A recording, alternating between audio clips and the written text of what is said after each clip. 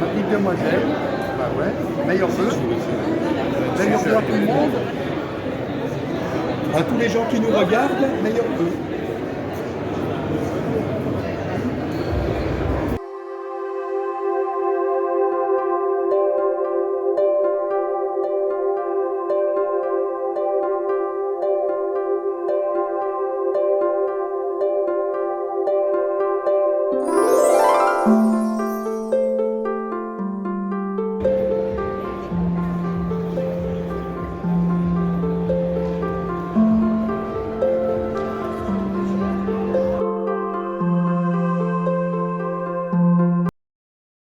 Évidemment, entamer cette prise de parole sans vous souhaiter à chacune et à chacun une excellente année 2024. J'ai comme chaque année une pensée pour toutes les personnes aimées qui nous ont quittés et qui nous manquent jour après jour. Mesdames, messieurs, chaque année, chaque instant est unique. Chaque année nouvelle est une promesse de joie, une promesse de découverte. Que 2024 soit pour vous toutes et tous une année pleine de réussite, de succès et que des milliers de petites joies viennent embellir votre vie au quotidien. Ce sont mes souhaits pour cette année nouvelle. Alors permettez-moi d'ouvrir cette cérémonie annuelle aux forces vives de Comines Noirmoutier avec quelques chiffres clés que vous verrez dans un instant à l'écran. Alors, vous le voyez sur les chiffres qui s'affichent, la dynamique commerciale de Comines Noirmoutier, notre ville de 18 500 habitants, se porte plutôt bien. En effet, une analyse réalisée par les services de la ville sur base des données en notre possession indique des paramètres très réjouissants. En 2023, nous avons enregistré une augmentation de 25% d'ouverture et reprise de commerce en comparaison avec les chiffres de 2022, une tendance qui est d'ailleurs à l'inverse en comparaison avec les moyennes nationales en Belgique. En 2023, toujours, nous avons enregistré ici à Comines Noirmoutier 14,3% de fermeture de commerce en moins en rapport à 2022, à nouveau une tendance à l'inverse avec notre moyenne nationale. Alors parmi les missions de notre ADL, de notre agence de développement local, il y a l'accompagnement des starters. Les starters, ce sont ces personnes qui souhaitent lancer une activité indépendante. Ce sont des rencontres cruciales qui permettent d'objectiver et de chiffrer les projets de nos futurs starters, d'en vérifier également la faisabilité avant de se lancer concrètement. En 2023, ce sont 42 starters qui ont poussé les portes de notre ADL contre 39 en 2022, un chiffre qui est relativement stable. Alors on peut le dire fièrement, je pense, à Comines Noirmoutier, le bilan est positif, l'esprit d'entreprendre est bien réel. Comines Noirmoutier reste une ville attrayante pour les indépendants et une ville d'accueil pour les futurs investisseurs. Si on analyse le taux de chômage au sein de notre ville, on voit qu'il est inférieur au taux moyen de la Wallonie. Les chiffres de novembre 2023 indiquent un taux de demande d'emploi de 11,7 points à Comines Noirmoutier. À titre comparatif, si on prend la plus proche ville éliminaire, on se situe à 13,8 pour la même période. Alors si on reste en deçà de la moyenne de la province du Hainaut, qui est de 15,5%, on reste également bien loin du taux de chômage qu'on connaît en Flandre occidentale. Je remercie d'ailleurs sincèrement toute l'équipe du Forum qui est également présente ce soir, présente ici dans le public. Le Forum de Comines Noirmoutier, qui est d'ailleurs un des plus dynamiques de toute la Wallonie-Picardie. On a eu la possibilité ces dernières années de construire un dialogue permanent avec la ville, ce qui permet, je pense, une meilleure compréhension des défis et surtout un meilleur suivi de tous les dossiers. Et pourtant, malgré le taux de chômage croissant, à l'image de la tendance wallonne, de plus en plus d'indépendants de Comines Noirmoutier peinent à trouver de la main-d'œuvre. Alors j'ai une pensée pour cette boulangerie qui, pour la toute première fois depuis son ouverture, a dû fermer en période de fête, faute de main-d'œuvre. J'ai une pensée pour ce jeune restaurateur de chez nous qui doit désormais fermer 3 services sur 2 jours, faute d'avoir trouvé la personne pour le seconder au fourneau. J'ai une pensée pour ce poissonnier au bord de la retraite qui espère encore une reprise de son commerce.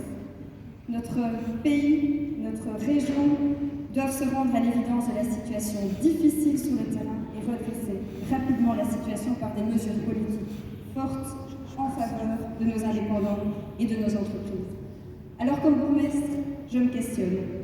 Est-il normal que tant d'indépendants doivent justifier administrativement autant de démarches, alors qu'un demandeur d'emploi aujourd'hui en Wallonie ne doit plus pointer?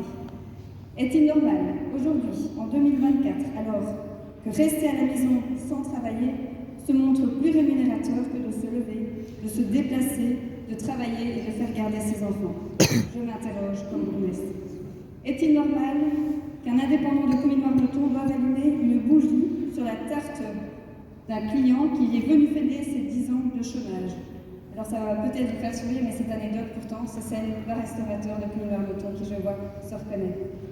Notre société est réellement à un tournant décisif. Tous les employeurs s'accordent à dire qu'il manque de personnes qualifiées, motivées, ayant même la seule envie de travailler.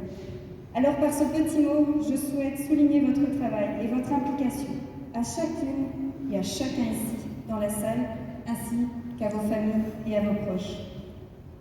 À tous nos indépendants, à nos commerçants, à nos industriels qui ne comptaient pas vos heures et qui, résolument, vivaient dans une situation tellement différente de celle de certains qui ne connaissent que les 38 heures semaine, les heures de récup, les rémunérations d'heures sup.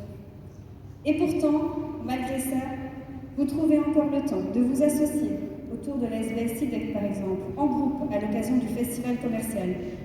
Bénévolement, vous donnez de votre temps pour imaginer et concrétiser les animations commerciales, les activités, les braderies. Nous vous en sommes reconnaissants car c'est toute la collectivité de Comines-Warneton qui en profite. Aux indexations salariales jamais connues.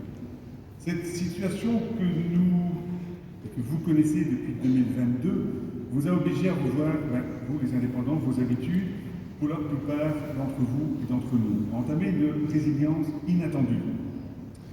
Les indépendants ont opéré en 2023 de grands changements dans leur vie, dans leur entreprise, qu'ils en soient remerciés. Et merci. C'est probablement grâce à toute cette énergie déployée au pire moment que nous sommes encore là. Les différentes guerres, et je ne reviendrai pas là-dessus, mais bien sûr, qui nous font peur.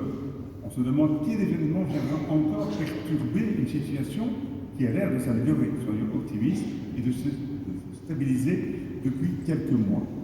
Le local était très positif. Par la suite aussi, je voudrais remercier M. Léchevin des travaux, avec donc ces informations très importantes pour le commerce local.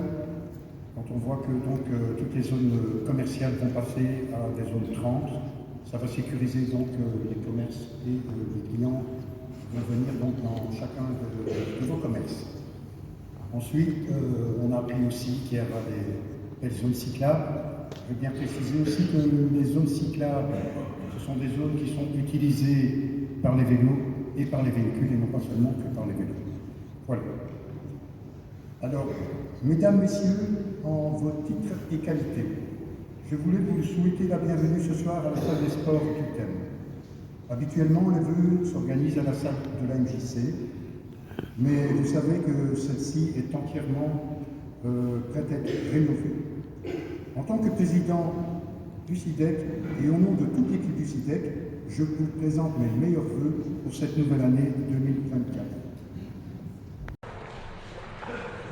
Merci Madame la bourgmestre, merci Didier, merci David, parce que ce sont les personnes avec lesquelles je partage sans doute le plus d'heures dans la journée, et sans oublier tout le personnel administratif, le personnel technique de cette belle ville de Comines-Warneton. Merci à eux.